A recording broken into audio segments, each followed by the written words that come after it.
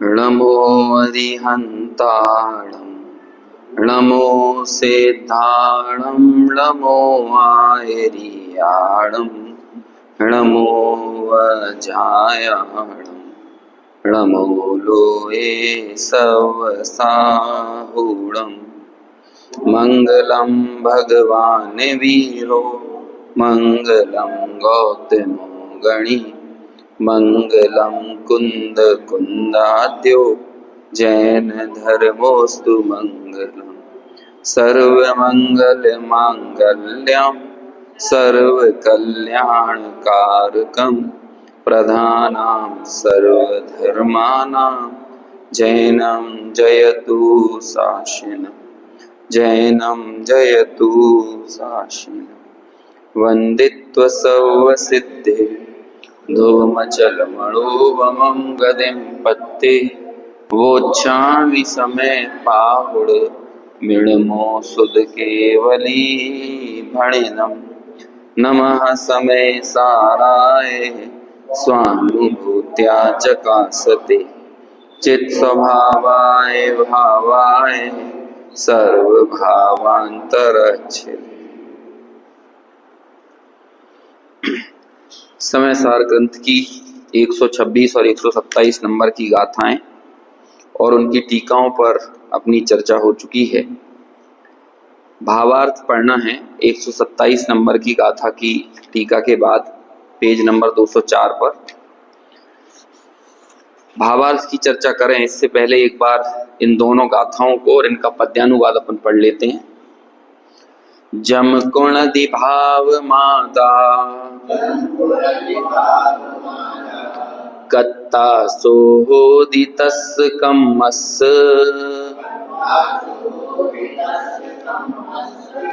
णाणिस् सणाणमो अण्णाणमो अणाणिस् अण्णाणमो भावो अणाणिनो कुणदितेन कम्माणि णाणमो णाणिस्सदु णकुणदितं मादुकं माणि। पद्यानुवाद पढ़ते हैं।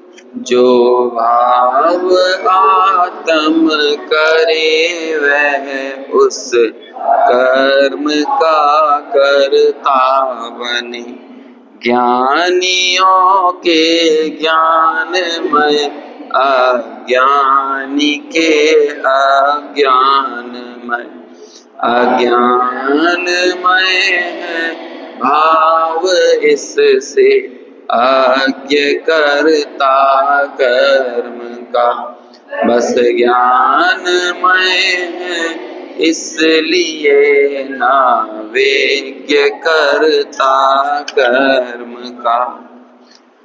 उत्थानिका में प्रश्न पूछा था ज्ञानमय भाव क्या है और अज्ञानमय भाव क्या है, तो इन दो गाथाओं में और उनकी टीकाओं में अत्यंत स्पष्ट कर दिया है। पहली बात कि जिस व्यक्ति की आत्मख्याति अस्त हुई है वो अज्ञानमय भाव है और वो अज्ञानी है, और जिसकी आत्मख्याति उदित है वो ज्ञानमय भाव है। आत्मख्याति उदित किसकी है? जिसको स्व और पर का विभाग है। और आत्मख्याति अस्त किसकी है? जिसे स्व पर का के एकत्व का अध्यास है। ज्ञानी को स्व पर के विभाग का विवेक है और अज्ञानी को स्व और पर के एकत्व का अध्यास है ना। ऐसे दो शब्द आए थे कल हमने जो टीका पढ़ी थी। तो ज्ञानी क्या करता है? ज्ञानी के प्रगट रागादि जो भाव उसकी भूमिका में जो वर्त रहे हैं उनका वो कर्ता नहीं बनता, मात्र उनका जानने वाला ही रहता है। जबकि अज्ञानी अपने ज्ञान में झलकते हुए उन रागादि भावों को मानो ये मैं ही हूँ ऐसी अनुभूति से युक्त रहता है, और इसी कारण उसका वह अज्ञानमय भाव है, क्योंकि वो अज्ञान का या रागादि भावों का कर्ता बन रहा है। ज्ञानी कर्ता नहीं बन रहा है। तो इसलिए यही उसका ज्ञान भाव है, क्योंकि वो मात्र ज्ञाता रहता है। जीवन में दो ही स्थितियां हो सकती हैं, या तो आप किसी के ज्ञाता रहोगे या कर्ता बनोगे। पर द्रव्य के ज्ञाता होने में कोई बुराई नहीं है, लेकिन उसके कर्ता होने में समस्या है, क्योंकि जब आप किसी के कर्ता बनते हो तो उसके एकत्व रूप भी परिणमते हो, उसके स्वामित्व रूप भी परिणमते हो। तो जब एकत्व और स्वामित्व भाव होता है तो कर्ता और भोक्तृत्व का भाव भी होता है। तो ये बात ठीक वैसी है कि दूसरे की प्रॉपर्टी में जब आप घुसपैठ करोगे तो सजा मिलना तो लाजमी है, और फिर दुख होना भी स्वाभाविक है, क्योंकि जब पर द्रव्य को आप अपने अनुसार परिणमने की चेष्टा कर रहे हो, इस भ्रांति से भरे हुए हो, तो फिर स्वाभाविक है ना कि जब वो पर द्रव्य आपके अनुसार परिणमित ना हो, और अधिकांश ऐसा ही होता है, परिणमता तो एक आध बार है, लेकिन नहीं परिणमने की स्थितियां अनेकों बार बनती हैं, तो फिर दुख का रेशो भी कितना होगा, अनेक प्रकार का होगा, अनंत प्रकार का होगा। तो आचार्य कहते हैं कि भाई इस वस्तु स्थिति को समझ लो, जो कि पिछली गाथाओं में बताते हुए आए थे ना। पुद्गल अपनी परिणाम शक्ति से अपनी स्वभावगत योग्यता से परिणम रहा है, और जीव अपनी परिणाम शक्ति से उसकी स्वभावगत योग्यता से परिणम रहा है। पुद्गल को परिणमाने वाला जीव नहीं है, और जीव को परिणमाने वाला पुद्गल नहीं है। यदि इस वस्तु स्थिति की वास्तविक सच्चाई को समझ लिया जाए तो कर्ता कर्म की भ्रांति निकल जाएगी। कर्ता कर्म की भ्रांति निकलने से स्वापर का विवेक जागृत होगा। या दोनों चीजें हम भले एक के बाद एक कह रहे हैं, लेकिन होती साथ में ही है कि स्वापर का विवेक हो तो कर्ता कर्म की भ्रांति निकल जाए, कर्ता कर्म की भ्रांति जाए तो स्वापर का विवेक हो, लेकिन ये काम होते साथ में है, बोलने में क्रम पड़ता है। तो जिसको ये कर्ता कर्म की भ्रांति गई वो मात्र ज्ञाता भाव से परिणमता है, क्योंकि ज्ञातृत्व उसका स्वाभाविक भाव है, उसमें किसी पर की अपेक्षा नहीं है, और यही ज्ञातृत्व मेरा स्वरूप है। तो आप ज्ञाता बने रहकर अनंत काल तक रहो, कोई समस्या नहीं है, लेकिन कर्ता बनने की चेष्टा करोगे तो प्रकृति का, विधि का ये न्याय है ना। स्वाभाविक ऐसा ही समझ लो कि वस्तु स्वरूप है कि वो पर द्रव्य के कर्तृत्व बनने से, कर्तृत्व की मान्यता से ये जीव की सहज स्वाभाविक शक्ति, इसकी होने योग्य जो अवस्था है, चाहे वो केवल ज्ञान दशा हो चाहे सिद्ध दशा हो, वो नहीं हो पाएगी, और इसका पराभव होगा। और वो पराभव देखने में आता है कभी निगोद अवस्था में, कभी नरक आदि गतियों में, और भी अनेक प्रकार के सांसारिक दुखों में। तो चाहे वो शुभ भाव हो अथवा अशुभ भाव हो, दोनों के ही कर्तृत्व से रहित होना ये ज्ञानी की एक लक्षण है, उसका एक स्वरूप है, समझिए। भावार्थ पढ़ना है पेज नंबर 204 पर सबसे नीचे। पंडित जयचंद जी छावड़ा इस विषय में क्या कहते हैं, और इन्होंने बड़ी मार्मिक बात कही है।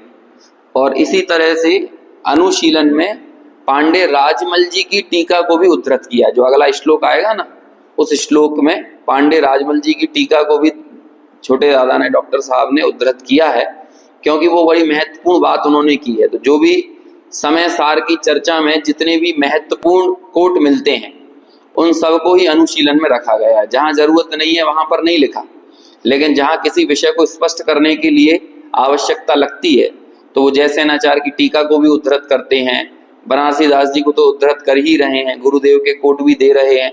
लेकिन अभी कलश टीका हमने इतनी ज्यादा नहीं देखी, लेकिन इस अनुशीलन में हम कलश टीका के अंश को भी पढ़ेंगे। पहले ये भावार्थ देखते हैं। इस आत्मा के क्रोधादिक मोहनीय कर्म की प्रकृति का, अर्थात अभी ब्रैकेट में ये लिखना जरूरी था कि यहाँ पर लिखा है ना कर्म की प्रकृति, तो कोई द्रव्य कर्म ना समझ ले, बल्कि ब्रैकेट में क्या लिख दिया है, राग द्वेष। और जब राग द्वेष कह रहे हैं तो वो द्रव्य कर्म की बात नहीं है, वो भाव कर्म की बात है। मतलब वो अकेले यहाँ पर जो अज्ञानी और ज्ञानी की मान्यता की बात चल रही थी ना, तो वो द्रव्य कर्म का ही कर्ता नहीं मान रहा है, बल्कि वो जो भाव कर्म, मोह राग द्वेष आदि भाव, क्रोध मान माया लोभ हो रहे हैं, उसमें भी यही मानता है कि मैं करने वाला हूं, है ना। तो इस मान्यता वाला वो अज्ञानी है, अज्ञानमय भाव है, क्योंकि उसने राग से एकत्व स्थापित किया। तो राग से एकत्व स्थापित किया तो ये तुम्हारा अज्ञानमय भाव है, और उस अज्ञानमय भाव को बताने के लिए हमारे पास एक नय है, उस नय का नाम अशुद्ध निश्चय नय है। तो अशुद्ध निश्चय नय कह देता है कि हाँ, ये तुम्हारे अज्ञानमय भाव से परिणत तुम्हारी अवस्था, इसके कर्ता तुम हो, चूंकि कर्ता बन रहे हो इसलिए तुम्हें कर्ता कहने में आता है। ज्ञानी कर्ता क्यों नहीं है? क्योंकि वो कर्ता बनता नहीं है, तो इसलिए उस पर अशुद्ध निश्चय ने लागू नहीं होता। अशुद्ध निश्चय ने सिर्फ बहिरात्मा पर ही लागू होगा, अंतरात्मा पर लागू नहीं होगा। अज्ञानी के स्वापर नहीं, ऊपर रहेगा ना, हाँ, राग द्वेष का उदय आने पर अपने उपयोग में उसका यानी राग द्वेष रूप मलिन स्वाद आता है। क्या कह रहे हैं? इस आत्मा के क्रोधादिक मोहनीय कर्म की प्रकृति का यानी राग द्वेष का उदय आने पर क्या हो रहा है? उपयोग में ही एक मलिन स्वाद आता है। मतलब उपयोग में जो झलका ना, तो झलकन के कारण उसे एक मलिन स्वाद आता है। अज्ञानी अब क्या करता है उसमें कि स्वापर का भेद ज्ञान ना होने से यह मानता है कि यह राग देश रूप मलिन उपयोग, वो जो मलिन स्वाद आ रहा है ना जानने में, जैसे क्रोध का परिणाम आया तो क्रोध के परिणाम को जानते समय जो आपको आकुलता हो रही है, जो बेचैनी हो रही हो, तो ऐसा लगता है कि ये आकुलता रूप ही मैं परिणम गया हूं। मानो कि मेरा स्वरूप ही ऐसा हो गया है, मैं इस क्रोध रूप ही हो गया हूं। उस मलिन स्वाद को अपना स्वरूप मान लेता है। भ्रांति का कोई ठिकाना नहीं है। कई बार ऐसा होता है ना कि हमें हल्का सा सर दर्द हो या हल्का सा, जैसे एक मेरा मित्र है उसने अपने सर पे ऐसे हाथ लगाया तो उसको यहाँ पे थोड़ा सा सूजा हुआ सो दिखा। अब वो कंटिन्यू ऐसे ही रहता तो उसने ये मान लिया कि अंदर कुछ दिक्कत हो रही है, गांठ वगैरह पड़ रही है। तो सब डॉक्टरों से जाकर भी बात करे और डॉक्टर भी उससे कह दें कि भाई कोई परेशानी नहीं है, जो न्यूरो सर्जन होते हैं उनको दिखा लिया। कहते हैं देखो भाई वैसे है तो कोई दिक्कत नहीं, लेकिन तुम्हारे इस भ्रम को दूर करना है तो तुम MRI करा लो। अब और क्या कर सकते हैं, ताकि वहां से जब रिपोर्ट निकल के आ जाएगी तो समझ में आ जाएगा कि ये ऐसा कुछ भी नहीं हुआ है। तो अब वो भ्रांति को कौन दूर करे? ऐसे ही स्वापर का विवेक ना हो तो वो उपयोग में झलकने वाले रागादि ऐसा लगते हैं भैया मैं ही रागादि हूं, क्योंकि ये मलिन जो अनुभव हो रहा है ये ऐसा लगता है ना, ये मलिन रूप अनुभव ही मेरा स्वरूप है। आचार्य फिर कई तर्क देते हैं कि भाई तुम्हें ये जो मलिन अनुभव हो रहा है, आप विचार करो पूर्व में ऐसा हो रहा था क्या, या कुछ समय बाद भी वैसे ही अनुभव होगा। इनकी क्रोध की प्रवृत्ति तो ऐसी होती है, कभी तीव्र उदय होता है, कभी मंद उदय होता है, लेकिन जो जानन पना है उसकी धारा तो एक रूप चल रही है ना। तो जो धारा निरंतर बनी हुई है वो तुम्हारा स्वरूप होना चाहिए। जो धारा आ रही है, जा रही है, कम हो रही है, कभी तेज हो रही है, वो थोड़ी तुम्हारा स्वरूप होगा। एक हमने पढ़ा था ना वहां पे, ये अध्रुव हैं, क्रोधादि भाव अध्रुव हैं। शायद 74 नंबर की गाथा में एक विशेषण दिया था। तो वहां अध्रुव कहने के पीछे क्या कारण था? दो विशेषण आते हैं, एक अनित्य और एक अध्रुव। दोनों में अंतर है। अनित्य और अध्रुव एक नहीं होते, दोनों में फर्क है। अनित्य उसे कहते हैं कि जो एक कुछ समय हो और फिर ना रहे, चला ही जाए। और अध्रुव उसे कहते हैं जिसका प्रवाह कम ज्यादा हो, समझ में ना, एक रूप प्रवाह ना रहे, वो कहलाता है अध्रुव। तो इसलिए ये कर्म की उपाधियों से जितनी भी रचनाएं होती हैं वो या तो अनित्य होंगी अथवा अध्रुव होंगी। क्रोध या तो आएगा और चला जाएगा, या फिर कभी तेज होगा और कभी कम हो जाएगा। लेकिन ज्ञान, अब कई लोग इसमें भी कह सकते हैं कि ज्ञान भी तो कम ज्यादा होता है, कभी हमें ज्यादा जानने में आता है और कभी कम जानने में आता है। वो ज्ञान नहीं है। ज्ञान का तो सिर्फ ज्ञान सामान्य का लक्षण है दिखाना, झलकाना। कम गे दिखाना, ज्यादा गे दिखाना, ये अभी सवाल पैदा नहीं होता। सिर्फ जानना, जानन पने रूप से प्रवर्तना और स्वपर प्रकाशन, ये ज्ञान का स्वभाव है। जो कम ज्यादा पना हो रहा है ना, ये भी कर्म की उपाधियां हैं कि मति ज्ञानावरण कर्म का जितना जितना उदय है तो उससे ये कम जानने में आ रहा है और ज्यादा जानने में आ रहा है। कभी ऐसे श्रुत ज्ञानावरण कर्म का तीव्र उदय है या क्षयोपशम विशेष है तो उसके कारण से कम ज्यादा जानने में आ रहा है। तभी तो कहते हैं मति ज्ञान मेरा स्वरूप नहीं है, श्रुत ज्ञान मेरा स्वरूप नहीं। क्यों नहीं है स्वरूप? या जितने भी क्षयोपशम ज्ञान है वो मेरा स्वरूप नहीं है, क्योंकि इनमें अनित्यता है और अध्रुवता है। क्षयोपशम ज्ञान का ये स्वरूप है ना, या तो अनित्य होगा या फिर वो अध्रुव होगा। मेरा स्वरूप तो क्या होना चाहिए? ध्रुव होना चाहिए ना, नित्य हो और ध्रुव हो। हमने सबसे पहले सिद्धों को इसलिए नमस्कार किया, नहीं तो ग्रंथ के मंगलाचरण में अरहंतों को नमस्कार करने की पद्धति होती है, क्योंकि अरहंत के प्रसाद से ये जनवाणी मिली है। तो हम सबसे पहले अपने आराध्य के रूप में, आप्त के रूप में किसको याद करते हैं? देख लो आप जितने भी ग्रंथ आप उठाओगे आपको सब जगह कौन मिलेगा? अरहंत ही मिलेंगे। नमः श्री वर्धमानाय। अरे इन आचार्य कुंद ने भी जो ग्रंथ लिखे ना, उसमें भी उन्होंने किनको याद किया? अरहंतों को याद किया है। नियम साधड़मी यूण जिणम वीरम, वीर वीरनाथ को, जिनेन्द्र वीर को मैं नमस्कार करता हूँ। प्रवचन सार प्रणमामि वर्धमानम, वर्धमान स्वामी को नमस्कार करता हूँ। समझ में आया? उसमें जाओ, पंचास्ती का है नमो जिणाणम जिद भवाणम, जिनेन्द्र को नमस्कार करता हूँ। जिनेन्द्र का आशय प्रथम दृष्टया अरहंत भगवान से ही गर्वित होता है। हालांकि जिनेन्द्र तो सिद्ध भी हैं, लेकिन मूल रूप से अरहंत, जिसमें वीतरागता, सर्वज्ञता और हितोपदेशिता। अब सिद्धों में सीधे सीधे लागू नहीं पड़ती हितोपदेशिता। मोक्ष मार्ग प्रकाशक वो क्या कहना है, मोक्ष शास्त्र तत्वार्थ सूत्र में जाओ, वहां पर भी अरहंत को ही नमस्कार किया है ना। मोक्ष मार्ग से नेतारम, तो नेता कौन होगा? मोक्ष मार्ग का जो उपदेश दे के प्रवर्तन करते हो वो होते हैं नेता। कल या परसों द्रव्य संग्रह का मंगलाचरण याद किया था ना शायद वो जिनवर वृषभ वाले में है। हाँ, जीव मजीवम तब्बम जिनवर वसहेण जिण नित्यम।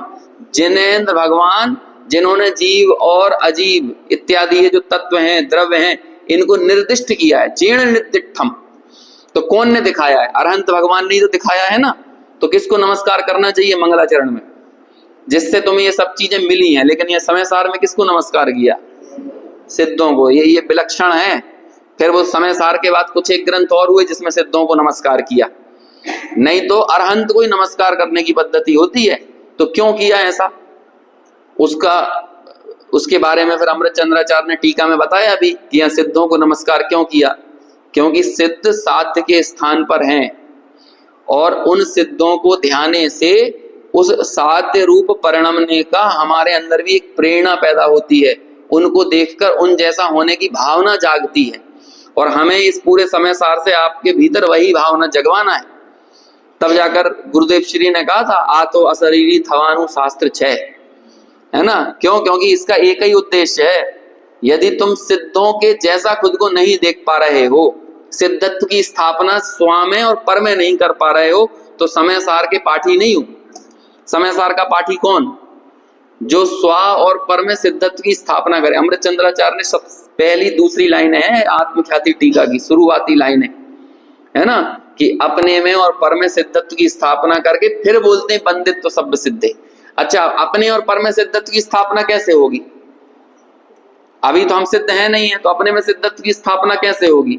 और पर मतलब अन्य जीवों में सिद्धत्व की स्थापना, अपने काम वाले में, ऑटो वाले में, रिक्शा वाले में, सब्जी वाले में, जितने भी दिख रहे हैं उन सबको भी सिद्ध कब देख पाओगे? पर्याय से तो नहीं देख पाओगे। जो उनकी प्रकट पर्याय है उससे तो देखना संभव नहीं है। इसका मतलब उन पर्यायों से पार त्रिकाली ध्रुव को लक्ष्य बनाना है। जब आप वो त्रिकाली ध्रुव तत्व की तरफ दृष्टि करोगे, और वो ध्रुव तत्व कैसा है? वो द्रव्य कर्म, नौ कर्म, भाव कर्म से न्यारा है, वो गुण स्थान, मार्गणा स्थान इत्यादि से भिन्न है, वो ही तो सिद्ध है। इसलिए जो व्यक्ति अपने में सिद्धत्व की स्थापना करने में नाकाम है, वो दूसरों में भी सिद्धत्व की स्थापना नहीं कर सकता और निरंतर राग द्वेष रूप ही परिणमेगा। ये स्वाभाविक है। कैसे आप दूसरे व्यक्तियों को सिद्ध कब देख पाओगे? पहले तो खुद को ही देखना पड़ेगा ना। एक पंडित जी साहब का, रविंद्र जी का एक कोट था, अपने को सिद्ध मानना ये तो है निश्चय, लेकिन दूसरे को सिद्ध मानना ये है व्यवहार। लेकिन कमाल की बात है, दूसरे को सिद्धों जैसा तब तक नहीं देखा जा सकता जब तक अपने को सिद्ध जैसा अनुभव नहीं किया जाए। और ये सिद्ध जैसा अनुभव होने की बात हो रही है, मतलब अपने को द्रव्य स्वभाव से अपने त्रिकाली परम पारिणामिक भाव रूप जो प्रवाह है, उस रूप अनुभवने के बाद ही सिद्धों जैसा देखा जा सकता है। सिर्फ ये सीख लें और सीख के बोलने लग जाएं, तब तो वो निश्चयवासी का प्रसंग खड़ा हो जाएगा। लोगों को इसमें रस बहुत आने लगता है सुनने के बाद, लेकिन वो सुनने में ही रस सुनने तक सीमित रह जाता है। अब उस सुनने का रस भी औदैहिक भाव है और आपको नहीं पता है कि आपकी अंदर से कब कैसा उदय आए कि आपको सुनने में मजा नहीं आएगा। क्योंकि सुनने के बाद यदि परिणमने रूप दशा ना हो, हम उस रूप परिणम ना जाए। एक बार शायद कहा था 3 प्रकार का भेद ज्ञान होता है। एक तो जो पहले वाला भेद ज्ञान है वो होता है शब्दात्मक भेद ज्ञान, है ना। दूसरा होता है विचारात्मक और तीसरा होता है परिणमने वाला। तो अभी जैसे हम ये सुन रहे हैं, जीव भिन्न है, पुद्गल भिन्न है, शरीर आदि से मैं भिन्न हूँ, द्रव्य कर्म नौ कर्म भाव कर्म से मैं न्यारा हूँ, ये सब जान लिया, दिमाग में बिल्कुल स्थिर हो गया। तो ये कौन सा वाला है? वो प्रथम श्रेणी का है, वचनात्मक है। लेकिन वचनात्मक का आनंद नहीं ले सकते आप एक लिमिट से ज्यादा, बल्कि आप वचन से ऊपर यदि विचार तक नहीं गए और फिर विचार से भी ऊपर परिणमन तक नहीं गए, तो सिर्फ विचारात्मक भेद ज्ञान में भी संतुष्ट नहीं होना, वचनात्मक में भी संतुष्ट नहीं होना, बल्कि परिणमन तक अपनी स्थिति को लेकर जाना। हम में से कोई नहीं जानता अपने अपने भावों को। आप प्रथमानुयोग की कथाएं पढ़ो तो आपको पता चलेगा। आजकल हम कहते हैं ना, पहले ये इतना धर्म करते थे, अब इनको पता नहीं क्या हो गया, पहले इतना सुनते थे, अब पता नहीं क्या हो गया। तो भैया हर आदमी, यदि आपने अपने मंद कषाय और तत्व विचार की शक्ति का सदुपयोग नहीं किया, और वो सदुपयोग यही है कि उपयोग को उपयोग में स्थित करना, तो हमें खुद नहीं मालूम है कि हमारा आने वाले समय में कैसा कर्म का प्रवाह चलेगा। आपको अच्छा नहीं लगेगा, आपको ये सुनने में मजा नहीं आएगा, रस नहीं आएगा, या फिर प्रमाद आने लगेगा, सीधे सीधे अवर्णवाद नहीं करेंगे हम, लेकिन आनंद नहीं आ रहा ना, यही अवर्णवाद है। और अपन खुद देखो अपने जीवन में कि जब मंद कषाय में ये चीज बहुत अच्छी लगती है, लेकिन वही जब तीव्र कषाय का प्रवाह आता है तो फिर हमें भी कंटाला आने लगता है। यार कौन सुने, कौन ये पढ़े, समझ में आया, हाँ वो सब बात ठीक है, अपनी बुद्धि में आ गई है, तो फिर वो बुद्धि में क्षयोपसन तक तो आ गई है, लेकिन वो परिणमने के लिए जो एक पात्रता चाहिए है, जो विचारों की भावभूमि चाहिए, वो नहीं रह जाती। तो इसलिए बारंबार ये कहा ना कि जब नदी का प्रवाह धीमा हो तब हाथ पैर चलाकर तैर के बाहर निकल जाना, क्योंकि जब नदी का प्रवाह तेज होगा तब तुम क्या करोगे, जो करेगी नदी करेगी। ऐसे ही जब कर्म का प्रवाह तेज होगा तब तुम क्या कर पाओगे। असंगी पंचेंद्रिय पर्यंत तक के जीव क्या कर पाएंगे बेचारे, और बहुधा भाग तो उन्हीं जीवों से भरा हुआ है ना इस जगत में। तो इसलिए परिणमने के लिए, मतलब जिनवाणी का अभ्यास उस परम लक्ष्य को प्राप्त करने के अलावा अन्य कुछ भी नहीं होना चाहिए। बीच के बहुत सारे पड़ाव मिलेंगे कि पुण्य मिल गया, थोड़े से परिणामों में शांति आ गई, कषायों में मंदता आ गई, तो उस मंद कषाय का हमें थोड़ा सा अच्छा भी लगने लगता है, अनुकूल लगता है। लेकिन मंद कषाय के कारण आप ये मत समझ लेना कि अब तीव्र कषाय में जाने का लाइसेंस मिल गया है, बल्कि वैसा ही परिणमना। समझ में आया? ये 100% अपना सब कुछ इनपुट देने वाली स्थिति है यहाँ पर भी। नहीं तो हमने इसको लौंग इलायची जैसा माउथ फ्रेशनर समझ लिया हो और फिर सोचा कि काम क्यों नहीं हो रहा है ना, मुनि राजों जैसी निर्विकल्पता क्यों नहीं आ रही है। तो ये ऐसा ही कुछ तो नहीं है कि माउथ फ्रेशनर जैसे कि खाने के बाद इलायची खा ली, लौंग खा ली, तो बस ऐसे ही जीवन में विषय भोगों के बीच में थोड़ा सा तत्व ज्ञान 100% देकर ही वैसा रिटर्न मिलता है। जब आपका इनपुट उतना नहीं हो तो रिटर्न वहां से कैसे प्राप्त हो सकता है। ये सब बात कहाँ से आई मुझे खुद नहीं मालूम है ना, ये चल तो अपना कुछ और प्रकरण रहा था। हाँ, वो अध्रुवता और अनित्यता की चर्चा चल रही थी। तो हमें ये विचार करना पड़ेगा कि इस पूरी धारा में नित्य क्या है और ध्रुव क्या है। जो नित्य है, ध्रुव है, वो मैं हूं। इसलिए हमने सिद्धों को याद किया वो ध्रुव और नित्य वाले विशेषण के साथ। समझ में है ना? मैं तुम्हें नमस्कार करता हूं, क्यों? क्योंकि तुम ध्रुव हो, अनुपम दशा को प्राप्त हो, और तीसरा दो अचल अवस्था को प्राप्त हो। तो ऐसे ही मेरी भी जीवन में अचलता, यानी ये आवागमन, ऊहापोह, कभी कम कभी ज्यादा, कभी इस गति में कभी उस गति में, ऐसा भटकाव मेरा खत्म हो, ध्रुव दशा को प्राप्त हूं, एक रूप ज्ञान की धारा निरंतर प्रवर्तने लगे। ये मति ज्ञान और शुद्ध ज्ञान के कारण जो अध्रुवताएं हो रही है ये चली जाएं, और अनुपम, जैसे संसार की किसी उपमा से विभूषित ना किया जा सके, ऐसे सुख को मैं प्राप्त करूं। तो ऐसी ध्रुव मचल अनुभवम गदिम पत्ते, ऐसी दशा की प्राप्ति जिसके जरिए होती है वो समय सार। मतलब ये समय सार नहीं, वो है ना इस समय सार, कारण समय सार का अवलंबन लेकर सिद्ध कार्य समय सार हुए हैं। तो ऐसा ही होता है ना, कारण नियम सार, कार्य नियम सार। कार्य नियम सार संज्ञा देते हैं सिद्धों को, और कारण नियम सार कहलाता है जो रत्नत्रय का मूल कारण है। तो ऐसा शुद्ध आत्मा, कारण परमात्मा और कार्य परमात्मा। कार्य परमात्मा है सिद्ध भगवान, और कारण परमात्मा है जिसके अवलंबन से वो कार्य परमात्मा बने हैं। यानी ये त्रिकाली ध्रुव आत्म तत्व, उसको यहाँ पर प्रस्तुत कर रहे हैं। तो वो भेद ज्ञान में ये स्व और पर का स्पष्ट विभाग जहां पर अनुभव होता है और इनकी सच्चाई को जान लेते हैं हम कि इन कषायों की असलियत क्या है और मेरा स्वरूप क्या है। तो ऐसे स्वस्वरूप को और पर को पर रूप जानकर जब एक भेद ज्ञान की कुठार चलता है, कुठार एक शब्द आया, हाँ प्रज्ञा छेनी और एक कुठार शब्द किया, क्या कहते हैं, जयति समय सारः सर्व तत्वैक सारः, ऐसा एक श्लोक है नियम सार में, है तो नियम सार ग्रंथ, लेकिन वहां पर किसको याद करते हैं? पद्म मलधारी देव। जयति समय सारा सर्व तत्वैक सारा, और वहीं पर एक आया दुरित तरु कुठारा। दुरित तरु यानी होता है संसार रूपी वृक्ष, गंदा वृक्ष, गंदे वृक्ष को बोलते हैं दुरित तरु। तरु यानी वृक्ष और दुरित यानी गंदा वृक्ष, जिसमें विष के फल लगते हो, जहरीले फल लगते हो, तो वो क्या कहलाएगा? दुरित तरु। और उस दुरित तरु को बीच से काट कर फेंक दे, उसे बोलते हैं कुठार। तो ऐसा दुरित तरु कुठार कौन है? कहते हैं समय सार है। ऐसे संसार रूपी वृक्ष के ऊपर कुठार का काम करने वाला है, यानी वो भेद ज्ञान की धारा समय सार के अवलंबन से, अपने स्वरूप के अवलंबन से ही इस संसार रूपी वृक्ष के ऊपर कुठार चलता है, ऐसा वहां पर विशेषण दिया।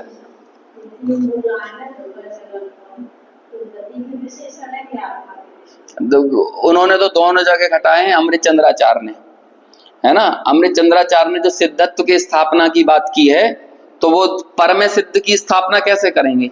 और अभी हम संसार में है तो अपने में सिद्ध की स्थापना कैसे करेंगे? तो वो प्रगट सिद्ध पर्याय अकेली की बात नहीं है। वो तो कहते हैं तुम साध्य स्थान पर हो, लेकिन मैं अपने आप को तुमसे जरा भी कम नहीं मान रहा हूं, और मैं अपने आप को उन सिद्धों से कम कब नहीं मानूंगा? पर्याय से तो नहीं माना जा सकता, क्योंकि पर्याय में तो अभी अपूर्णता है। तो फिर कौन सी वो स्थिति है जिससे हम सिद्धों से रंच मात्र भी कम नहीं है? तो हाँ, तो वो द्रव्य स्वभाव के ही अवलंबन से, जो निगोद में सो ही मुझ में सो ही मोक्ष मझार। और जब यहाँ पर गुण स्थान और मारणा स्थान से पार कह रहे हैं, तो वो द्रव्य स्वभाव के ही कोई लक्ष्य में लेकर कहा जा सकता है ना, गुण स्थान। नहीं तो अदरवाइज आप द्रव्य स्वभाव को लक्ष्य में ना लेकर पर्यायों से बात करो, निमित्तों से बात करो, संयोगों से बात करो, तो कभी अपने आप को उस रूप नहीं माना जाना जा सकता जैसी शुद्धता यहाँ पर प्रस्तुत की जा रही है। पूर्व के विशेषणों को यदि हम याद रखें ना, तो हमें कहीं कंफ्यूजन नहीं होगा। शुद्ध का क्या विशेषण था? सकल कारक चक्र प्रक्रियोत्तीर्ण निर्मलानुभूति मात्रत्वात् शुद्ध, जो सकल कारक चक्र की प्रक्रिया से पार है। तो कारक चक्र की प्रक्रिया मतलब क्या? पर्याय, क्योंकि कार्य में कारक चक्र लगते हैं, तो मैं कार्य नहीं हूं ना, तो मैं कारण हूं, तब जाकर शुद्ध हूं। तो वो कारण शुद्धता की बात हुई, कार्य शुद्धता की नहीं हुई। यदि कार्य होगा तो कारक होंगे, लेकिन कारक चक्र की प्रक्रिया जहां पर लागू नहीं पड़े, तो वो क्या है? इसका मतलब कार्य की बात नहीं हो रही, पर्याय की बात नहीं हो रही, बल्कि कारण की बात हो रही है। और कारण परमात्मा मतलब वो त्रिकाली शुद्ध भगवान आत्मा, ध्रुव स्वभाव, द्रव्य स्वभाव, उसकी यहाँ पे बात है। और कुछ चलो आगे बढ़े। अज्ञानी के स्वपर का भेद ज्ञान ना होने से वह यह मानता है कि यह राग द्वेष रूप मलिन उपयोग ही मेरा स्वरूप है, वही मैं हूं। इस प्रकार राग द्वेष में अहम बुद्धि करता हुआ अज्ञानी अपने को रागी द्वेषी करता है, इसलिए वह कर्मों को करता है।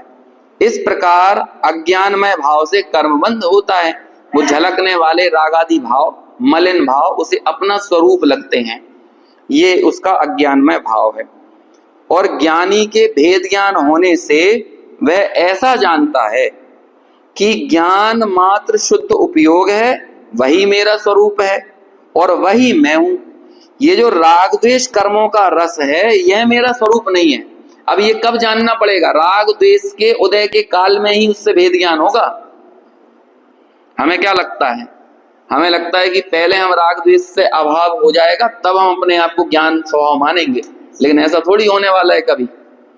ज्ञान स्वभाव राग द्वेष की उपस्थिति में ही मानना पड़ेगा, और वो कब मान पाओगे? आपको वो संध देखना पड़ेगा। ये आगे ये सारे शब्द आएंगे जब मोक्ष अधिकार वगैरह आएगा ना, कि आपको मोह की और ज्ञान की संधि देखना पड़ेगा। वो ज्ञान में ही मोह मिला हुआ है, लेकिन मिला हुआ होने पर, लगने पर भी वो है नहीं उस रूप। मोह मोह रूप है और ज्ञान ज्ञान रूप है। जो आकुलता का वेदन है वो मोह का है, वो ज्ञान का नहीं है। लेकिन हमें लगता क्या है, इस बात को तो लोग नहीं समझते। भैया हमें हमें ये मत बताओ, हमें ये मत दिखाओ, नहीं तो हमारे परिणाम खराब हो जाएंगे। बताने और दिखाने से क्या परिणाम का संबंध है खराब होने का? तुम उस चीज को जान लोगे तो परिणाम थोड़ी खराब होंगे, है ना। लेकिन वो जानने में जो मोह मिश्रित अवस्था है, वास्तव में परिणाम खराब उसके कारण होंगे। यदि जानने से समस्या होने लगती तो फिर तो बहुत दिक्कत हो जाती, है ना। फिर तो सिद्ध भगवान सबसे ज्यादा दुखी होते, क्योंकि जिसके जितना ज्यादा ज्ञान उसके उतने ज्यादा दुख। तो दुख का संबंध जानने से नहीं है। अंग्रेजी में भी ऐसी कहावतें चलती है ना, more knowledge more confusion, no knowledge no confusion. हाँ हाँ, इग्नोरेंस इज ब्लिस, ऐसा ये अंग्रेजी की कहावतें हैं। अज्ञानता ही आप समझ लो कि सबसे बड़ा वरदान है। ऐसा ऐसा ऐसा कह दिया लोगों ने कि आप नहीं जान। देखो लोग उदाहरण भी देते हैं कि देखो ये जो जनजातीय वर्ग के लोग हैं वो जंगलों में रहते हैं, उन्हें कोई टेंशन नहीं है। उन्हें ना इससे फर्क पड़ता कि सोने के रेट कितने हो रहे हैं और चांदी कितनी हो गई, शेयर मार्केट कितना पहुंच गया। तो दुखी कौन हो रहा है? जो जानने लगा है। जो तुम्हें शेयर मार्केट का ज्ञान नहीं था तब तक शेयर मार्केट का दुख नहीं होता था ना, कम जा रहा है कि ज्यादा जा रहा है। लेकिन जानने लगे तो दुखी होने लगे। ऐसे जब हम बच्चे थे तब हम दुखी नहीं थे, लेकिन जब हम जानने लगे, अरे टोडरमल जी ने कहा कि बच्चे अपना दुख व्यक्त नहीं कर पाते, तो व्यक्त नहीं कर पाने के कारण तो ये डबल दुख है उनको। एक तो जो दुख वो भोग रहे हैं उसी का वो दुख है ही, और दूसरा वो व्यक्त नहीं कर पा रहे, इस बात का अलग दुख है। आपको क्या लगता है कि किसी का मुंह बंद कर दिया जाए, हाथ पैर बांध दिए जाए, पूरे में बंद के पिटाई करो उसकी, तो वो बोल तो कुछ नहीं पा रहा, दुखी नहीं हो रहा क्या है? दुख तो उसको सबसे ज्यादा होगा ना, डबल है बेचारा। वो कहते हैं ना कि एक तो तुम मारते भी हो और रोने भी नहीं देते, तो एक तो पिटाई का दुख और ऊपर से उसे व्यक्त नहीं कर पाने का दुख। तो भैया ये बाल बच्चे वगैरह उनको और दुख है। ज्ञान कभी दुख का कारण नहीं हो सकता, इस बात को जानना पड़ेगा। वो ज्ञान में जो मोह का मिश्रितपना है वास्तव में दुख का कारण तो वही है। इसलिए इग्नोरेंस ब्लिस नहीं है, बल्कि वो एक अभिशाप है। अज्ञान हमेशा अभिशाप है और मोह ही वो अज्ञान और मोह ये अभिशाप हैं, और ज्ञान तो हमेशा वो वरदान। तो क्या कहें, वरदान उसे कहते हैं जो अलग से दिया जाए। जो आपका स्वभाव ही हो वो वरदान थोड़ी है, वो तो स्वरूप ही है। स्वभाव दुख का कारण होने लगे तो फिर इस विश्व में सुख का कारण कहीं से जुटाया ही नहीं जा सकता। एक जैसे अभी पिछले हमने गाथाएं पढ़ी थी, उसमें एक बात कही थी कि जो परिणम नहीं सकता उसको परिणमाया नहीं जा सकता, और जो स्वयं से परिणम सकता है उसको भी नहीं परिणमाया जा सकता, क्योंकि वो स्वयं से ही परिणमनशील है ना। अब ऐसे ही आप सोचो कि यदि स्वभाव ही मेरा दुख रूप हो तो दुनिया की कौन सी चीज मुझे सुखी बना देगी, और जब स्वभाव ही सुख रूप हो तो दुनिया की कौन सी चीज सुखी बना देगी। अब इसी तर्क से आप समझ लो, जब मैं ही सुख स्वरूप ही हूं तो मुझे बाहर से किसकी जरूरत सुखी करने के लिए, और जब मैं ही दुख स्वरूप हूं तो मुझे बाहर की कौन सी चीज है जो सुखी बना सकती है। कुल मिलाकर किसी भी स्थिति में पर लक्ष्य की कोई गुंजाइश नहीं है, लेकिन फिर भी अनादिकाल से सुख स्वरूपी होने वाला ये चैतन्य तत्व अपने को सुखी बनाने के लिए बाहरी संसाधनों की खोज कर रहा है।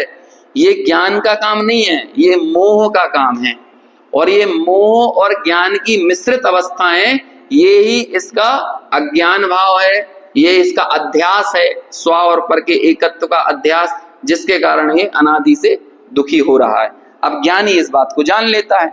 देखो दूसरा पैराग्राफ, ज्ञानी के भेद ज्ञान होने से वह ऐसा मानता है कि ज्ञान मात्र शुद्ध उपयोग है, वही मेरा स्वरूप है, वही मैं हूं। राग द्वेष कर्मों का रस है, वह मेरा स्वरूप नहीं है। इस प्रकार राग द्वेष में अहम बुद्धि ना करता हुआ ज्ञानी अपने को रागी द्वेषी नहीं करता, केवल ज्ञाता ही रहता है, इसलिए वह कर्मों को नहीं करता। इस प्रकार ज्ञानमय भाव से कर्मबंध नहीं होता। जो ज्ञानमय भाव में स्थित है उसे कर्मबंध नहीं होता। अगले कलश को अपन पढ़ते हैं, उसका अनुवाद भी बहुत अच्छा है और बहुत प्रसिद्ध अनुवाद है। जो डॉक्टर साहब ने जो अपने कलशों के अनुवाद किए उसमें ये बड़ा प्रसिद्ध अनुवाद है। पहले संस्कृत पढ़ते हैं। आर्या छंद है, ज्ञानमय एव भावः, नहीं ऐसा नहीं है, ऐसा नहीं पढ़ना। ज्ञानमय एव भावः कुतो भवेत् ज्ञानिनो न पुनरन्यः।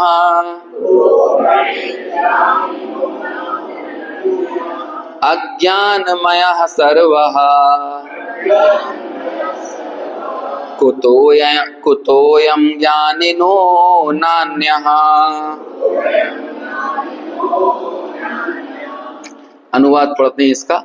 ज्ञानी के सब भाव शुभाशुभ ज्ञानमयी है, अज्ञानी के वही भाव अज्ञानमयी है। ज्ञानी और अज्ञानी में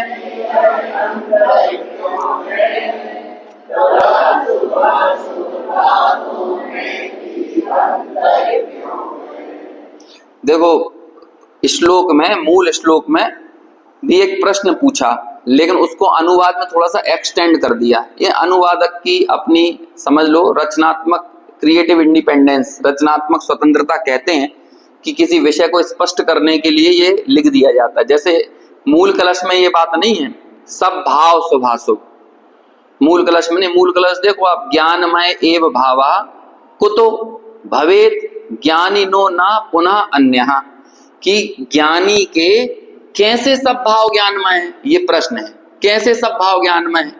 और नीचे लिखा अज्ञानमया सर्वा कुतो अयम अज्ञानिनो न अन्य, और अज्ञानी के सब भाव कुतो यानी क्यों, कैसे अज्ञानमय, बस ऐसे इतना सा प्रश्न है मूल कलश में। ज्ञानी के सब भाव कैसे ज्ञानमय है और अज्ञानी के सब भाव कैसे अज्ञानमय है, बस ये पूछा है। इसका मतलब आगे पूरी जो चर्चा चलेगी उसमें इनका उत्तर देंगे और कुछ बातें रिपीट करेंगे। जब अगली गाथा आएंगी ना 128, 129, ये बिल्कुल ऐसी लगेंगे कि पुराना किसी विषय को रिपीट कर रहे हैं, ये बिल्कुल जनरल बात कर रहे हैं। ये जनरल बात नहीं है, ये आप सोचो, 4 लोग एक जैसी पूजा कर रहे हैं, एक जैसा पढ़ रहे हैं, समझ में आया। लेकिन उसमें से यदि कोई ज्ञानी है तो उसी का वो पूजा का भाव ज्ञानमय है, और अज्ञानी यानी मिथ्या दृष्टि है तो उसी का वही पूजा का भाव अज्ञानमय। तो अभी आश्चर्य नहीं लगता। और कई बार लगता है कि अज्ञानी ज्यादा नाच गा रहा हो, है ना, उसके एकदम बिल्कुल उछाल आ रहा हो भगवान की भक्ति करते हुए, तो जंप भी करने लगे और चमर लेके भी नाचने लगे, लेकिन वो कहते हैं ये अज्ञानमय भाव है। और ज्ञानी शांति से बैठा हुआ हो, समझ में आया। वो हो सकता है कि एक ही जगह पे अटक जाए, है ना, वो आगे ही पूजा पढ़ने के लिए उसको समझ में नहीं है कि भाई आगे भी पढ़ना है, आगे बढ़ना है। लेकिन क्या होता है कि ज्ञानी दूसरे बाहर के आदमी बैठेंगे, देखो यार ये जो उचकने गाने वाला है ये सही पढ़ रहा है, इसके भाव अच्छे जुड़ रहे हैं भगवान से, और ये दूसरे वाले को पता ही नहीं है, इसे तो यही भूल गया कि अभी अक्षत चढ़ाना है, अभी चंदन चढ़ाना है, अभी नैवेद्य चढ़ाना है। तो हम लोगों ने कैसे माना चीजों को कि वो या तो क्रिया से और थोड़े अंदर गए तो परिणाम से। हो सकता है परिणामों में ऐसा उछाल आ जाए, भगवान के सामने नाचने लगे, लेकिन आपको पता नहीं है कि वो परिणामों का उछाल वो कर्तत्व शून्य नहीं है, वहां भी कर्तावाद की मान्यता और जहर चढ़ा हुआ है। बहुत मुश्किल होता है इस बात से लोगों का पीछा छुड़ा पाना। जब भी शुभ भावों के ऊपर कुछ बात कही जाती है तो लोगों को वो आदमी दुश्मन जैसा लगने लगता है, और इसीलिए गुरुदेव जो है पूरी दुनिया को दुश्मन जैसे लगने ही लगे ना, कि उन्होंने एक वस्तु स्थिति को सामने रख दिया लोगों के। लेकिन अब जो व्यक्ति इतने समय से शुभ भावों के कर्तत्व के अहंकार में ग्रसित हो और कोई उस पूरी जमीन को ही नीचे से खिसका दे, तो फिर घबराहट नहीं होगी। तो क्या किया जाए, जो ऐसा कर रहा है उसके ऊपर सीधे अटैक करो, आक्रमण करो। लेकिन आप वस्तु स्वरूप को समझना नहीं चाह रहे, अपने अज्ञानमय भाव को जानना नहीं चाह रहे, और पूरी की पूरी परिपाटी है, पूरी परंपरा है आचार्यों की, विद्वानों की, टीकाकारों की, उन्होंने इस चीज को स्पष्ट किया है। अपन ने इसके बाद एक कलश और पढ़ा था ना बनारसी दास जी का, इसको पढ़ोगे तो आपको और आश्चर्य होगा। ये देखो नीचे वाला, अब ये वाले कलश का अनुवाद है, लेकिन इस कलश की ऐसी कोई विशेष छटा नहीं दिख रही इसमें। बोलो कलश, मूल कलश क्या कह रहा है, ज्ञानी के सब भाव कैसे ज्ञानमय है और अज्ञानी के सब भाव कैसे अज्ञानमय है। बनारसी दास जी ने एक्सटेंड करके देखो क्या लिखा, ज्ञानवंत को भोग निर्जरा हेतु है, अज्ञानी को भोग बंद फल दे तू है। यह अचरज की बात पूछे को शिष्य गुरु समझावई। अभी ये कहां से लिख दिया बनारसी दास जी ने? बनारसी दास जी को समय सार नहीं मिला था, कलश टीका ही मिली थी। और कलश टीका में जो उन्होंने टीका लिखी, क्या नाम है, पांडे राजमल जी ने, उन्होंने उसका अनुवाद कर दिया। और उन्होंने तो क्या करते थे, जैसे 4 छंद आज बनाए, जो भी वो पढ़ रहे थे उसके हिसाब से 4 छंद बना दिए और दे दिए लोगों को, या फिर सभा में बोल दिए, शाम को सुना दिए, फिर अगले दिन फिर 3-4 छंद बनाए, फिर 3-4 ऐसे बनाते थे। और वो इतने ज्यादा हिट होते कि बनारस क्या कहते हैं, आगरा की गलियों में लोग फिल्मी गानों जैसे गुनगुनाते घूमते थे, इतने ज्यादा फेमस हो गए हो। तो अब वो जो बाद में उनके शिष्य हुए हों या बनारसी दास जी खुद हुए हों, उन्होंने वो अलग अलग समय पर रचे, अलग अलग जो पढ़ रहे हैं और जो उनके भाव पैदा हो रहे हैं, इसलिए कई कलशों के उन्होंने अनुवाद नहीं किए। और कुछ कलश ऐसे किए कि 6-6 अनुवाद कर दिए, मतलब उस एक बात को बताने के लिए 6-6 उन्होंने छंद लिख दिए। अब ये कैसे कर दिया? उन्हें व्यक्तिगत जैसा मजा आ रहा है, इसलिए वो हुबहू कलश के अनुसार अनुवाद नहीं है। अब यही का यही छंद ले जाकर आप निर्जराधिकार में भी रख दोगे ना तो कोई समस्या नहीं है, क्योंकि निर्जराधिकार में भी ऐसे ही बात आएगी कि चेतन अचेतन पदार्थों का भोग करते हुए भी ज्ञानी की निर्जरा होती है। तो अब ये वाला छंद कर्ता कर्म से उठाओ और निर्जराधिकार में ले जाकर रख दो, क्या समस्या है? तो इसलिए उन्होंने तो वो जो कलश टीका से समझ रहे थे, उन्हें संस्कृत नहीं आती थी, मतलब ये ऐसे कहने की बात नहीं है, उन्होंने खुद एक्सेप्ट किया है। और पांडे राजमल जी संस्कृत के विशेष जानकार थे, तो और इसलिए मूल आत्मख्याति से जुड़कर उन्होंने बनारसी दास जी ने अर्थ नहीं किए, बल्कि उन्होंने तो जो जो कलश टीका से समझ में आता गया वो आगे बढ़ाते गए, उसी चीज को उन्हीं छंदों रूप में लिखते चले गए। तो अब उन्होंने ये लिख दिया। अब क्या बात कह रहे हैं यहाँ पे? ज्ञानी के भोग निर्जरा के कारण है और अज्ञानी के भोग बंद के कारण है। ऐसा क्यों है अंतर? ये अंतर क्यों है? उस अंतर के बारे में अब गुरु समझा रहे हैं, मतलब आने वाली गाथाओं में इस बात को समझाएंगे। देखो, भोग के कारण निर्जरा नहीं हो रही, भले ही कहा जा रहा है भोग निर्जरा के हेतु हैं, क्या लिखा है? तो ये तो मजा ही आ गया एकदम, है ये तो होश और रजनीश की तरफ चले जाएंगे अब अपन। भोग निर्जरा के हेतु हैं, बढ़िया भोगो। तो इसका मतलब क्या हुआ कि जिसने 2 रसगुल्ले खाए कम निर्जरा, 4 खाए ज्यादा निर्जरा। क्योंकि भोग निर्जरा के हेतु बोल दिया ना, भोग निर्जरा के हेतु हैं। और अज्ञानी के भाई भोग बंद फल देतु हैं। ये क्यों है? ये विशेष वेटेज क्यों दिया जा रहा है ज्ञानी को इतना? देखो, भोगों के कारण कोई निर्जरा नहीं है। एक बार शायद जीवा जीव अधिकार में कोई ऐसा प्रकरण आया होगा, तो कोई बात फ्लो में मेरे से निकल गई थी, है ना, हालांकि मेरे को मालूम था ये बात ऐसी है नहीं, लेकिन कोई फ्लो में निकल गई होगी। तो मनीष जी मेरठ का फोन आया मेरे पास, अरे वो कहने लगे वो आज ये तुमने बोला है ये ऐसा नहीं है। मैंने कहा अच्छा मैं सुनता हूँ दोबारा। तो मेरे से ऐसा निकल गया था कि वो ज्ञानी सोता है, दुकान पर बैठा रहता है, पिक्चर हॉल में बैठा रहता है, तो भी उसकी निर्जरा हो रही है, 41 प्रकृति होगी। तब कोई ये ना समझ ले कि वो पिक्चर हॉल में बैठा हुआ है तो उसके 41 प्रकृति की निर्जरा, वो पिक्चर हॉल के बैठने से होगी, है भोजन करने से होगी, 56 प्रकार के भोगों में या विषयों में सेवन करने से उसकी निर्जरा होगी, ऐसा नहीं है। अरे उस काल में जो उसकी वीतराग परिणति बनी हुई है उसके कारण निर्जरा है। और वीतराग परिणति भेद विज्ञान के बगैर नहीं हो सकती है, यानी वो भेद विज्ञान की अविरल धारा ज्ञानी के निरंतर चल रही है। जैसे वो उदाहरण देते हैं ना कि माँ को मालूम है मेरा बेटा कौन है और अन्य के बच्चे कौन है, तो वो कई बार हो सकता है दूसरे के बच्चों को बहुत लाड़ पार करके खिला रही हो, लेकिन इसके बावजूद भी भेद ज्ञान की धारा बनी हुई है कि नहीं है? दूसरे के बच्चे को चोट लग जाए तो हो सकता है बहुत ज्यादा रोए बिलखे या फिर चिल्लाए चिंता करे, लेकिन फिर भी उसके भेद ज्ञान की धारा अंदर में चल रही है, अंदर में वैसी आकुलता नहीं है। और जैसे अपने बच्चे को चोट लग जाए तो हो सकता है उतना शोर ना मचाए, लेकिन अंदर में जो आकुलता होगी वो होगी ना इस बात की कि ये मेरा पुत्र है और ये किसी अन्य का पुत्र है। लोक में हमें बहुत भेद विज्ञान है, समझ में है ना, हम लोक में बहुत जानते हैं असली नोट और नकली नोट, लेकिन यहाँ पर असली तत्व और नकली तत्व नहीं जानते। तो इसलिए वो नकली को असली मानकर यानी पर को स्व मानकर जो दुख निरंतर हो रहा है इससे अज्ञानी पीड़ित रहता है। और वो कब पीड़ित है? जिस समय वो धर्म क्षेत्रों में खड़ा हुआ है, वहां पर भी धार्मिक क्रियाओं को कर रहा है, धार्मिक परिणाम से युक्त है, लेकिन उन सारे के सारे शुभ भावों को भी क्या कह दिया? अज्ञानमय भाव। और ज्ञानी के भोग निर्जरा के हेतु हैं, तो भोग निर्जरा के हेतु नहीं है, उसके काल में जो वीतराग परिणति बनी हुई है, जो भेद विज्ञान की धारा चल रही है, उसके कारण निर्जरा हो रही है। जैसे कई बार ऐसा कह देते हैं, शास्त्रों में भी ये शैली मिलती है कि तुमने व्रत धारण किए कोई मतलब नहीं है, बाल व्रत है, भेद विज्ञान नहीं है तो इसका कोई औचित्य नहीं है, ये सब बाल तप है, बाल व्रत है, बाल मरण है, बाल श्रुत है। पढ़ने को भी कह देंगे बच्चों जैसा पढ़ना है तुम्हारा, व्रत करने को भी बोल देंगे बच्चों करने जैसा व्रत करना है। अब ये क्यों कह रहे हैं? ये व्रतों की भर्त्सना है।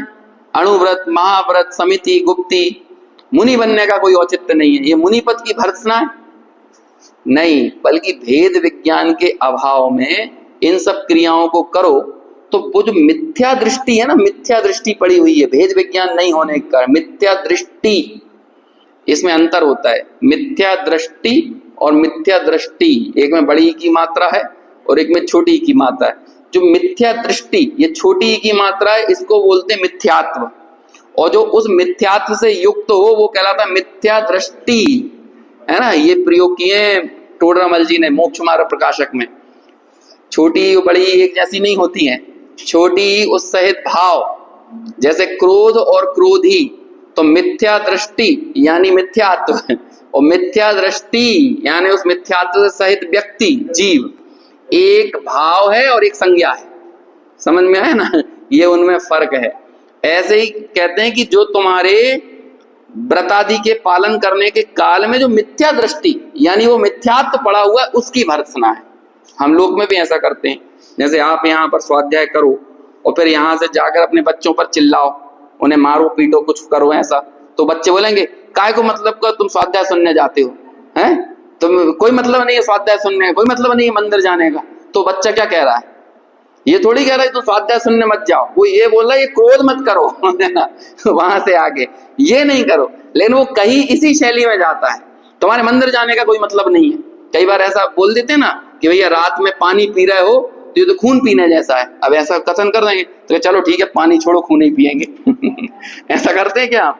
ऐसा नहीं, ये उपमाओं को सही ढंग से समझना पड़ता है। ऐसे ही शास्त्रों में कहते तुम्हारे व्रत पालन का कोई मतलब नहीं है, मुनि बनने का कोई मतलब नहीं है, तो मुनि पने की भर्त्सना नहीं हो रही, व्रतों की भर्त्सना नहीं है ये, बल्कि मुनि हो जाने के बाद भी जो मिथ्या दृष्टि यानी मिथ्यात्व पड़ा हुआ है उसकी भर्त्सना है, भेद विज्ञान नहीं होने की भर्त्सना है। और इसी तरह सम्मान किसका है? भोगों का सम्मान है? तो फिर तो जैन धर्म से ज्यादा आसान कोई नहीं। इस समय सार की समझ लो कि रेफरेंस दे देकर लोग अपनी भोग वृत्ति को पुष्ट करते हैं।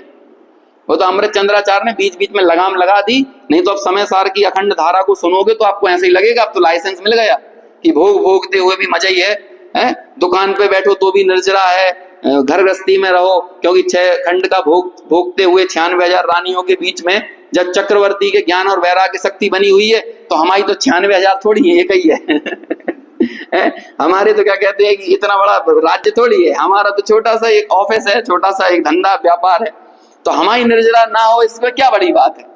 समझ में है ना? ऐसा नहीं है, सम्मान है वीतराग परिणति का और भर्त्सना की गई है मिथ्यात्व की, मोह की, और वही शैली में हमें इसे समझना चाहिए। अब यहाँ पे कह रहे हैं ना ज्ञानवंत को भोग निर्जरा हेतु है, भोग नहीं है निर्जरा के हेतु, बल्कि भोग के काल में जो वीतराग परिणति बनी हुई है उसकी तारीफ है। और अज्ञानी के भोग बंध के हेतु है, तो वास्तव में भोगों से बंध नहीं है, वहां भी क्या है, वो जो उल्टी मान्यता है, जो मिथ्यात्व है, जो परद्रव्य के संबंध में कर्ता कर्म की बुद्धि पड़ी हुई है उसके कारण बंध है। तो जब आप इतने बड़े फलक पर चीजों को समझने जाओगे तब आपको ये पता चलेगा कि एक्चुअल में क्या कहना चाह रहे हैं आचार्य। बात तो छोटी लगती है, अब कोई ये कहने लगे कि भाई मुसलमानों के मुसलमान जैसे भाव होते हैं, हिंदुओं के हिंदू जैसे भाव होते हैं, तो इसमें क्या बड़ी बात है? तो ये कलश ऐसे ही नहीं लग रहा हमको, ज्ञानी के सब भाव ज्ञान में, इसे लिखने की क्या जरूरत थी? अरे समझो दुनिया के अज्ञान और भ्रम को समझो, दुनिया आखिर किसे ज्ञानमय भाव मानती है? समझ में आया ना? वो अज्ञान भेद विज्ञान के अभाव में हम या तो क्रियाओं में संतुष्ट हैं या फिर विशिष्ट प्रकार के परिणामों में संतुष्ट हैं। आचार्य कहते हैं कि जब तक वो मूल से अज्ञान, मूल से जो पर द्रव्य के संबंध में एकत्व का अध्यास पड़ा हुआ है वो बाहर नहीं निकलेगा, तब तक तुम्हारे ज्ञानमय भाव का जन्म होने वाला नहीं है। देखो इसमें, इस कलश में उनका अपन अर्थ पढ़ते हैं, यहां से ही पढ़ते हैं। देखो यहां प्रश्न यह है कि ज्ञानी को ज्ञानमय भाव ही क्यों होते हैं और उसके यानी अज्ञानी के अज्ञानमय भाव, ज्ञानी के अज्ञानमय भाव क्यों नहीं होते। इसी प्रकार अज्ञानी के सभी भाव अज्ञानमय क्यों होते हैं और उसके ज्ञानमय भाव क्यों नहीं होते। कलश के अर्थ पर विचार करते हैं तो ऐसा लगता है कि इस प्रश्न में क्या दम है कि ज्ञानी के भाव ज्ञानमय और अज्ञानी के भाव अज्ञानमय क्यों होते हैं। पर गहराई में जाते हैं तो यह भाव भाषित होता है कि दया, दान, भक्ति आदि के शुभ भाव तथा विषय भोग आदि के अशुभ भाव यदि ज्ञानी के हों तो उन्हें ज्ञानमय भाव कहना, और ये ही भाव यदि अज्ञानी के हों तो इन्हीं भावों को अज्ञानमय कहना कहाँ तक उचित है। ये प्रश्न है कि ये अन्याय हमें पच नहीं रहा कि वो तीर्थ क्षेत्रों पे जाके वंदना कर रहा है और उसे अज्ञानमय भाव कह रहे हो, और ये मस्त दुकान चला रहा है और आप इसे ज्ञानमय भाव कह, ये बात हमें जम नहीं रही। अज्ञानी के उक्त भावों को अज्ञानमय कहकर बंध के कारण बताना और ज्ञानी के उक्त भावों को ही ज्ञानमय कहकर वे बंध के कारण नहीं है, ऐसा क्या कहना क्या न्याय संगत है। वास्तविक प्रश्न यह है। पांडे राजमल जी ने कलश टीका में इस कलश का अर्थ करते हुए इस प्रकार के संकेत दिए हैं, है ना। अभी वो कलश टीका में क्या कहा है, ये जब हम 128 और 129 नंबर की गाथाएं पढ़ेंगे तो उसमें इस प्रश्न का उत्तर आएगा, और वहीं से फिर कलश टीका का रेफरेंस यहाँ पर बताकर स्पष्ट करेंगे कि आखिर इसके पीछे की मूल विवक्षा क्या है। यही कारण है कि बनारसी दास जी ने इस कलश का भावानुवाद इस प्रकार किया जो कि अपन ने अभी पढ़ा। तो अब यहाँ पर आखिर में कहते हैं, शिष्य द्वारा इस प्रकार का प्रश्न उपस्थित करने पर गुरुजी उसे समझाते हैं, जो समझाते हैं उसका उत्तर ही आगामी गाथाओं में दिया जा रहा है। तो ऐसी आगामी गाथाओं में ये जो प्रश्न था ना, इसका क्या उत्तर दिया गया है वो चर्चा अपन आगे कल करेंगे, गाथा 128 और गाथा 129 के आधार से।